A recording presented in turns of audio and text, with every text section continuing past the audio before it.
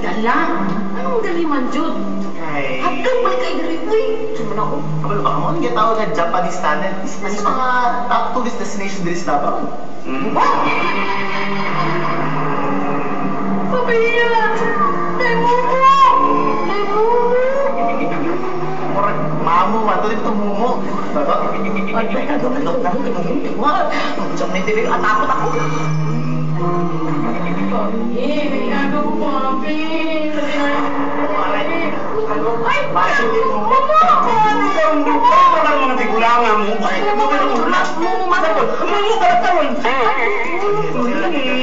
Mamo nga dili magkita sa Japanese standard mag-meeting ay, naku, yan mura dili sa katagaturismo. Karon kay kadayawan na po, daghan sa mga bisita ang mga turista, kinahanglan atong ipasundayan ang atong mga historical spots. Abi na ako, dali minimo ilubong na patiwari. Ay, dili kamong duha ni Papa K. Sakto na may uultol ha. Correct na. Sumod sa tanong mo kayo kay patanahan ko. Guniti ko mo! Ang Golden Buddha! Ang ilang ipangita! Pero sa Uli 911, wala na sila ipangitaon pa, kay atong ihatag ang gamay na pangandoy sa usa ka teacher nga makadipaging sa ilang ispilahan. Golden Buddha. Uy, baka magbantay sa ito kayamanan na kay basig kawaton. Og sa loob ni Ian, usa ka lahi og lami nga recipe ang itundo sa tuwa ni Ace Ma'am Georgie Alcantara, kauban syempre ang Ace Chocoman.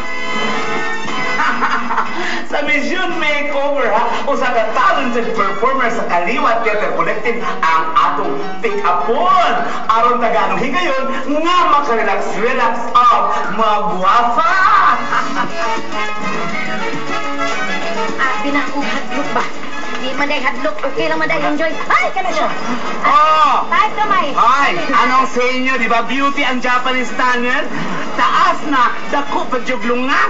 Correct ka dyan, mamo. Pero di po nato kalimtan. Ang Double Joke Squad, padayon gyapon sa pagpanggitik o panghatag o papremyo diya sa barangay. Usa mga kapamilya, tutok na kay puno na sa kalingawan atong buntag. Dinisa! Genius! Genius! Genius!